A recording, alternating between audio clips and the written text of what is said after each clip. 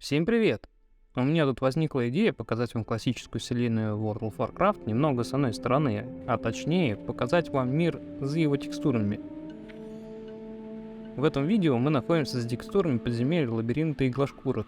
Как видно, тут у нас портал со входом в подземелье, а если точнее, то в данном случае это выход из него.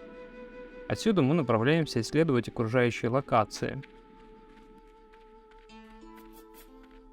Как я заметил, если подземелье имеет, так сказать, контакт с открытым миром игры, то разработчики брали за основу уже готовые окружающие локации и дорабатывали их в качестве подземелья. Но такое встречается не всегда. Например, наше соседнее подземелье, Кургана и Глашкур, хоть и является подобным, как лабиринты, то у него отсутствуют прилегающие локации и исследовать там, к сожалению, нечего.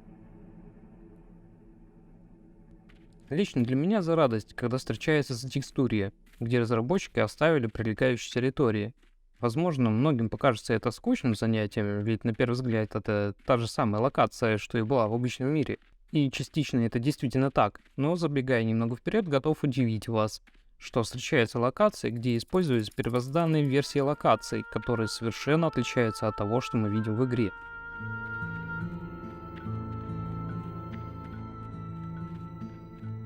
Обратите внимание на эту холодную атмосферу в локации. Благодаря тому, что она используется в инсте, мы можем наблюдать уникальную атмосферу тут, в степях, и сделать уникальные скрины.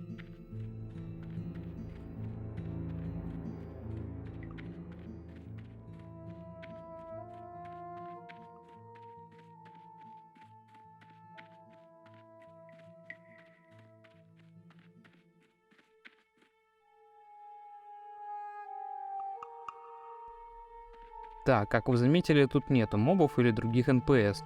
Мне кажется, эта безжизненность и делает подобные места скучноватыми.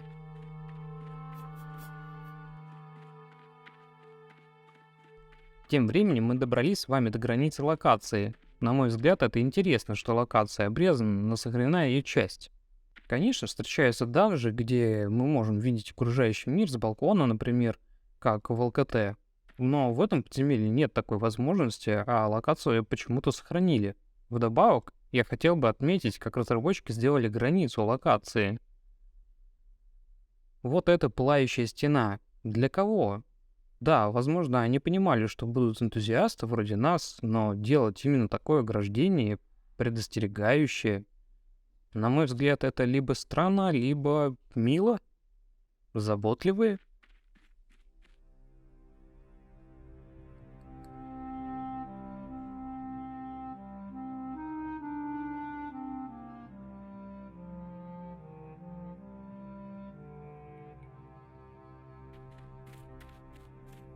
Вот мы и вернулись к нашему входу-выходу.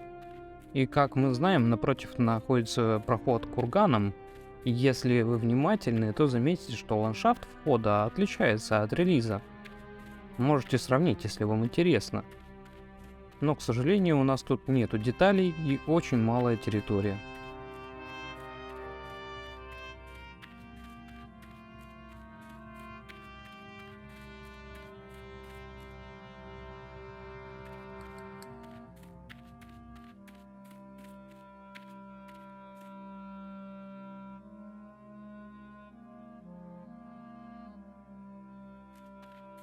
Конечно, вы заметили, что тут есть лифт в локацию 1000 игл, и да, он работает, поэтому отправимся исследовать ее.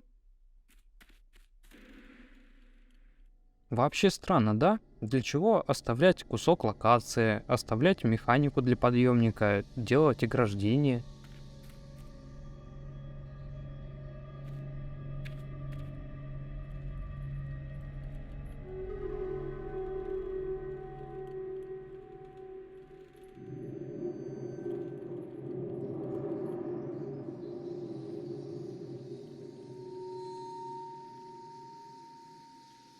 А внизу нас ждет скелет Дворфа. В игровом мире с него можно взять квест, но тут он лежит как декорация.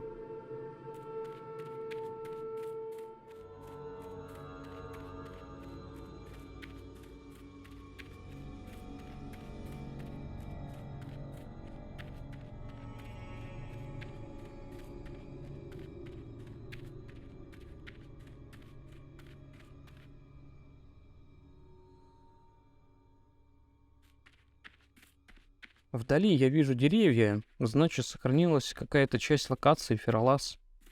А на границе локации есть маленький форт Альянса, кстати. Туда мы и отправимся.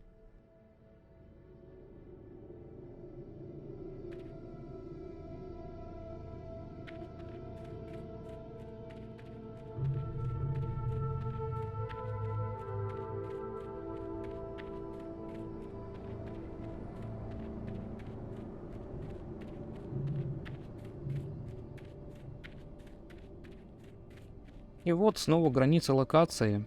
Что ж сказать, в этом месте мы посмотрели с вами все, насладились уникальной атмосферой, и надеюсь, вам было интересно исследовать этот мир с текстурия, как и мне. Возможно, кому-то из вас удалось разглядеть что-то еще интересное в этой локации. Или у вас есть идеи, пишите в комментариях. Подписывайтесь на канал, чтобы не пропустить наше следующее путешествие, и если поддерживаете идеи, то ткните лайк. На этом у меня все. Всем пока!